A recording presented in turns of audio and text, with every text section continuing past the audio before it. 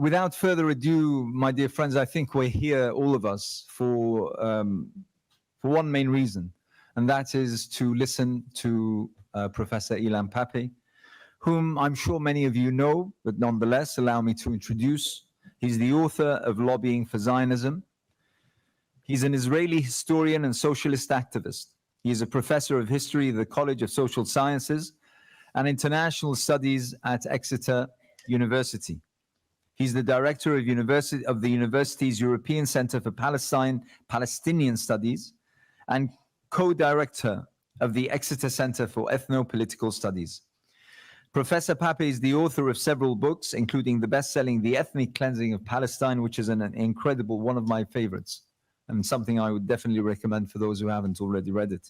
I would like to invite Professor Ilan Pappe to speak for approximately 30 to 35 minutes. So please, Professor Pappe. Thank you.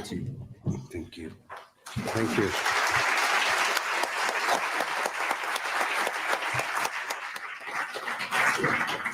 Thank you, Anas. Thank you, the Cordoba Foundation, Middle East Monitor, the Halal Center. Special thanks to my dear friends Rada and Noor for sharing the podium, and Dr. Daoud Abdallah and One World for enabling me to publish this book. I'm particularly moved by having the friends here with me on the panel. I think I met Rada in 1981 for the first time. You can calculate the years. We don't want to calculate the years. We met at the House of Parliament of all places by an event, I don't know if you remember, Rada, organized by The Spectator with the PLO representative at the time. Rada was aware of something I wasn't aware when we met, when I told her, because she liked much of what I said already in 1981, and I said to her, you see, not all the Zionists are bad. And Rada said to me, you might not be a Zionist, but you don't know it.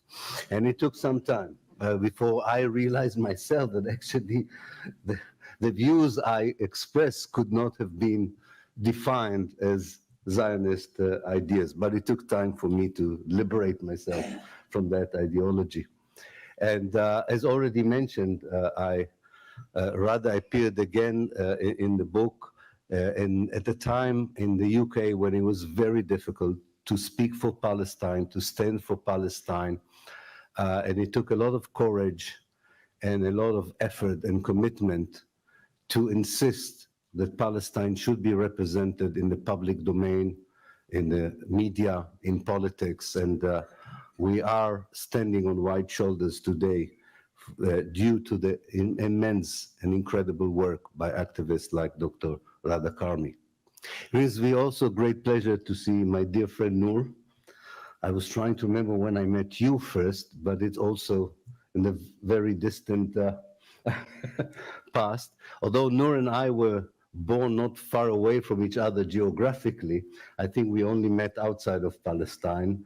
What I do remember is that Noor and I participated in a very naive effort by our dear friend Edward, the late Edward Said. He was sometimes naive. He brought Israeli and Palestinian historians to Paris in 1999. We won't mention the names of the Israeli historians.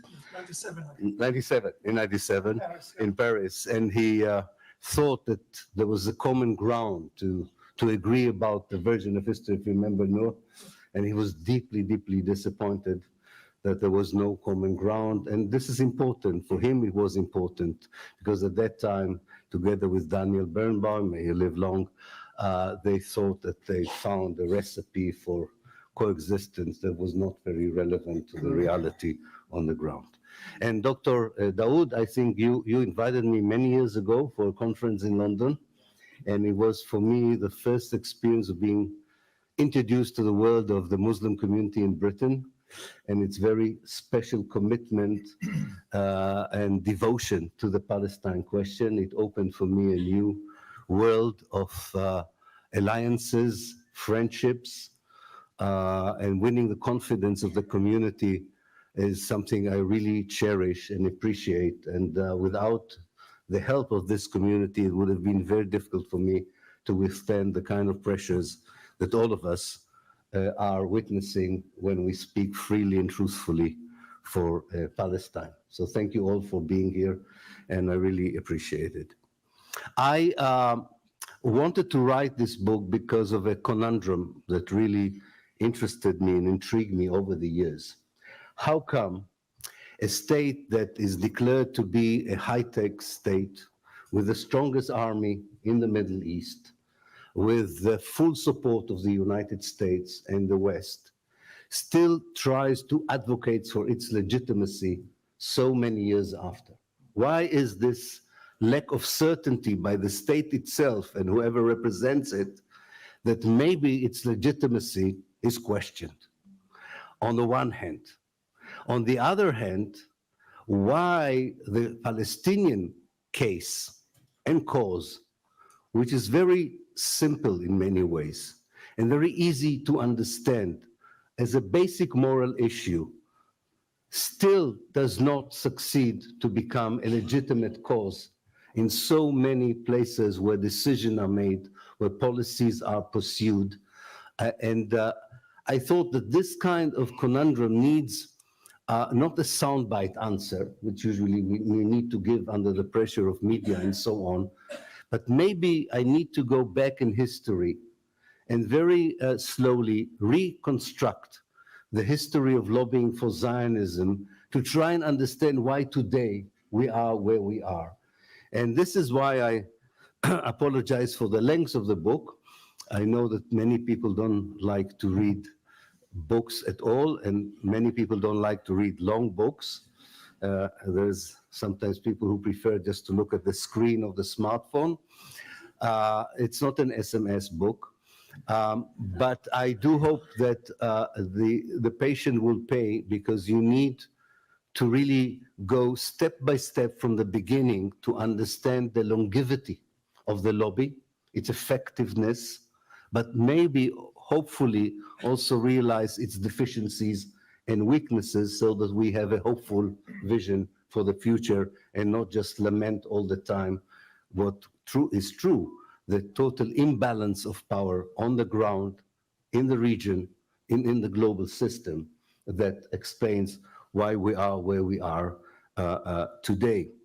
Another reasons for the rather length of the book is the fact that I wanted to bring long citations from British and American politicians in particular, both those who supported Zionism, but also those who opposed Zionism. It's amazing to read statements by both sides of the argument from 1900 or 1905, which are really prophetic in the sense of understanding what the support for a Jewish state in Palestine would do to the Palestinians and to the area as a whole, understanding what kind of complication it would create for the Jewish communities wherever they are. So you have these people with, ability which is incredible at a given moment in history to see beyond the moment, to see into the future. And it gives you a sense, and I think, Anas, that connects well to what you were saying, that we are still in that historical chapter. It's not, we don't have a closure for that chapter. And I could call this chapter the Western idea that the problem of the Jews in the West can only be solved by colonizing Palestine at the expense of the Palestinians. And how would we continue to defend this horrible idea and give immunity to its practices and policies against the Palestinians wherever they are? And although I was familiar myself with many chapters in the history both of Palestine and of Zionism, I was still surprised to be reminded of certain stages in the progress of the lobbying for Zionism, which really ring true today and relevant today. For instance, the fact that Zionism began as an evangelical Christian project before it became a Jewish one. That the whole idea that the return of the Jews to Palestine is part of a divine scheme that will precipitate the second coming of the Messiah, the resurrection of the dead, and maybe the beginning of 1,000 years of Jesus's rule on earth.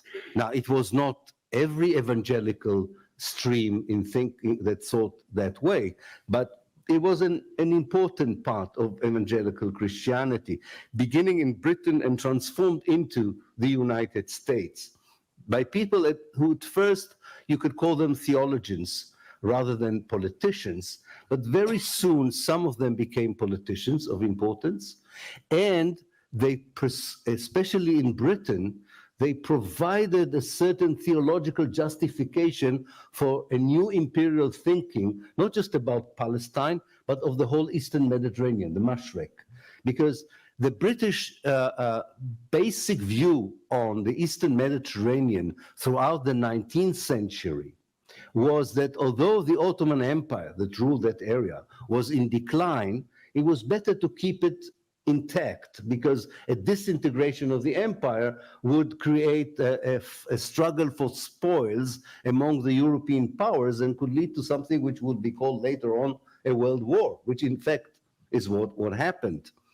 But the pressure of those evangelical Christians who, together with British imperialists, who thought that it's time to cede from the Ottoman Empire the Eastern Mediterranean, brought together, first of all, a non-Jewish support for the idea of what they would call the return of the Jews to Palestine and the replacement of the Palestinian with a Jewish kingdom or state or republic, depends on who we are talking about.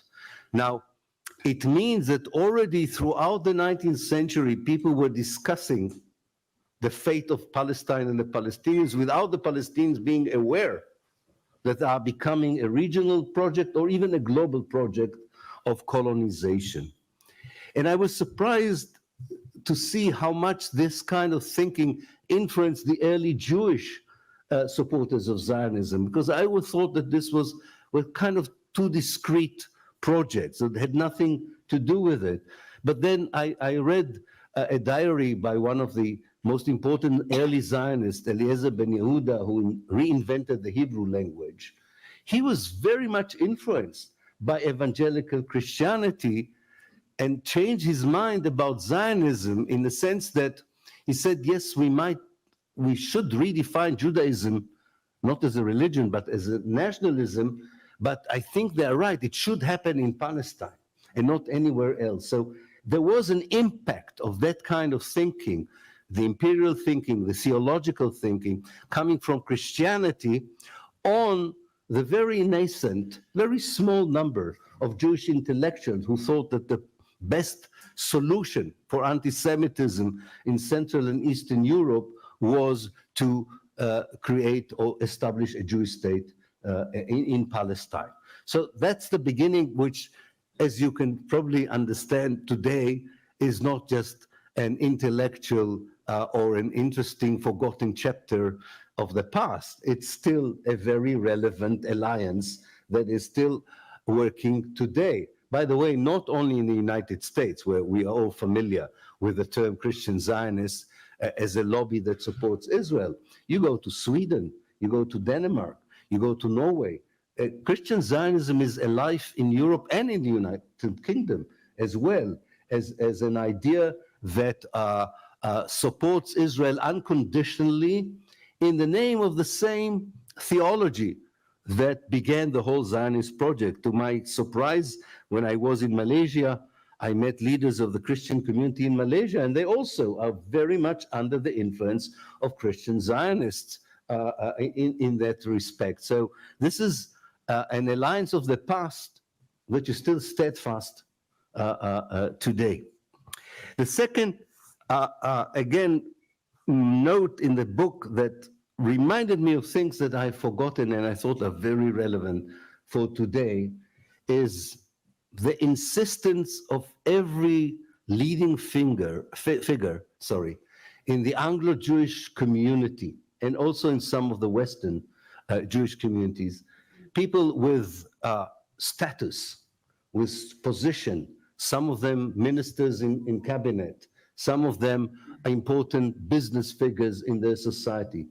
I was surprised to be reminded that they made sure that everybody would understand that they themselves would never go to Palestine, that they felt safe in Britain, that they saw no reason whatsoever to create a Jewish state because they had a problem as an Anglo-Jewish community. And far worse, and most cynically, and most sinisterly, they said if there won't be a Jewish state in Palestine, the poor Jews that are subjected to anti-Semitism in Central and Eastern Europe would come to Britain, God forbid. And they are poor, we would have to take care of them. After 1905, the sense was that these poor Jews are also Bolsheviks, so they would steer problems for Britain as a whole and the Jewish community at it. And therefore, it's quite incredible to go back to the material itself and to see it word by word written in explaining to British policymakers, German policymakers, so on, this is good for Europe because we don't want the poor East European Jews to come to the West or to the United States when I started looking for the origins of the pro-Zionist lobby in the United States. So this is important because, again, it sounds like a distant chapter in the past, but it's very much a relevant issue today, isn't it? I mean, the whole connection between the Anglo-Jewish community and Israel, and this whole walking on eggshells when we begin to talk earnestly and honestly and actually against racism, not because we are racist, that you cannot be an ambassador, an ambassadress for Israel and at the same time claim that all you care is for the interests of the Anglo-Jewish community. And anybody who points out to this kind of connection is immediately branded as an anti-Semite, or in my case, as a self-hating Jew. This is something that we should not be afraid to talk about, because this is very, very important. I won't mention name, but if you are familiar with what goes on in the Labour Party now, a full lobbyist for Israel is going to be one of the most powerful members of the Labour Party.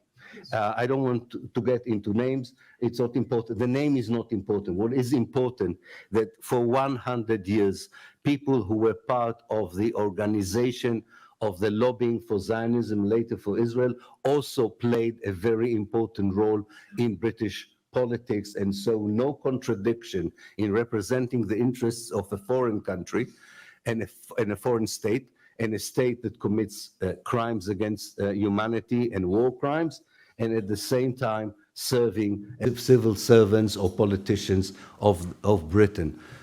Everybody says, well, when you're going into this, you are going into the territory of conspiracies, and that leads us to the old accusations of anti-Semitism against the Jews. No, this is why we write books like this. This is why we insist that this is a scholarly work, pedantic work, that is not falling into any conspiracy theories, is just examining the evidence in history to show that this is a connection that is problematic, not just for the Palestinians, but also for the Jews in Britain.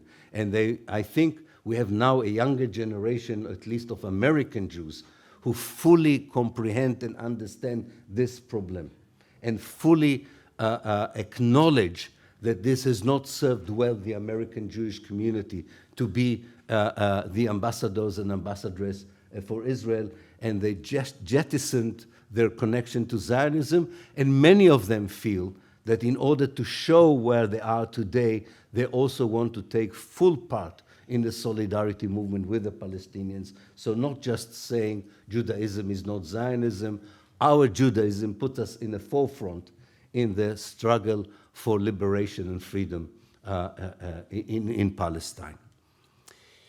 A third point that I wanted, and I follow your clock very carefully here, so keep it alive. It helps me. I used to think that socialism or social democracy and labor movement in Britain would go together with universal values that I cherish. Human rights, civil rights, workers' rights. And it's only when I went into the history of the Labour Party before the creation of the State of Israel, and especially in the early years of statehood, when the Labour Friends of Israel were established in the early 1950s, that I realized how important was this. Today I think we'll call it gaslighting. You know, this social democratic gaslighting. What do I mean by this? You have really the pillars of British socialism, really the pillars of British socialism, who, for instance, would definitely condemn apartheid in South Africa, fully supporting Israel to the extent that any attempt to show, as Rada and her friends would, any sympathy, empathy, a wish to with the Palestinians, a wish to represent the Palestinian cause, would immediately be destroyed by these particular leaders of socialism in Britain. It gives you some kind of a more profound and deeper understanding for the Jeremy Corbyn, or the attack on Jeremy Corbyn. It's not a new phenomenon. There are roots there of social democrats, by the way, not only in Britain, in Europe as a whole, providing a shield of immunity to Zionism in the name of social democratic principles. This is far worse than the right-wing support for Israel. The fascist right-wing support that Israel enjoys today, and maybe enjoyed a bit in the past, is easy to challenge, is easy to deal with, because you immediately say, you see who the allies are of this state, who is the allies of this ideology. But when the ideology that is being mentioned and quoted to explain why Israel is supported is one that you can identify with as a human being, then it becomes a bit more complicated.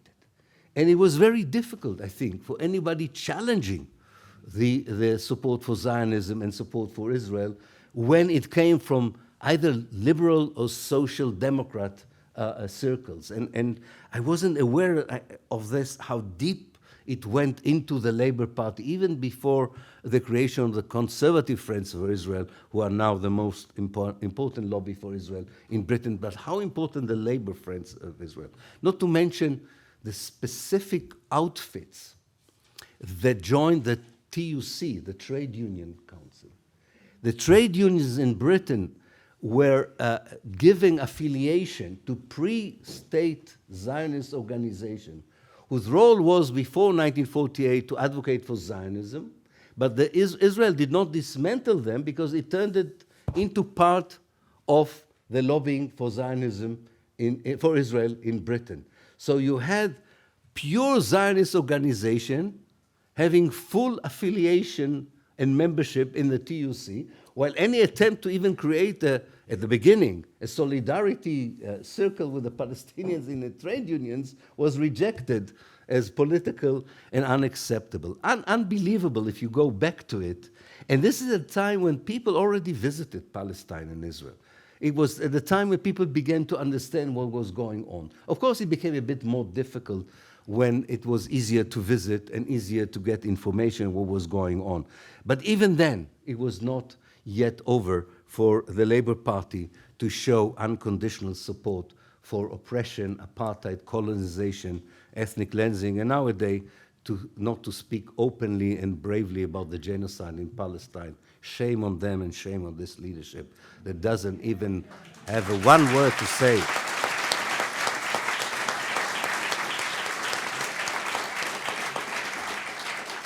But it has an historical root for this, and I think it's very important. Finally, I think that I want also to be optimistic, because it's very clear that what I was talking about up to now is a huge, powerful alliance. First included Britain, then the United States, then multinational cooperation. The Palestinians really, were facing an alliance so powerful economically, politically, strategically, and it's all focused on the idea of this project of displacement and replacement, displacing the Palestinians and replacing them. It's almost incredible that they're still there, fighting, showing resilience and resistance. This is also what my book taught me once more, that how unbelievable is the fact that Palestine and the Palestinians are still there. It's not taken for granted. But what brings me hope, and for me hope, I want to explain that nobody misunderstand what I mean for me. Hope for me is the end of Israel and the creation of a free Palestine from the river to the sea.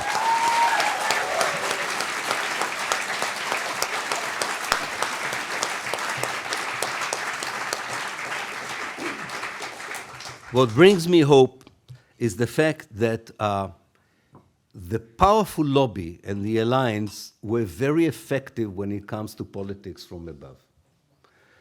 From the very early on, they understand that all they have to do is follow politicians at the early stages of their career, making sure that they are allies in a later stage in their career, using money, influence, intimidation if needed, in order to get whether the American or the British political system to abide by their demands.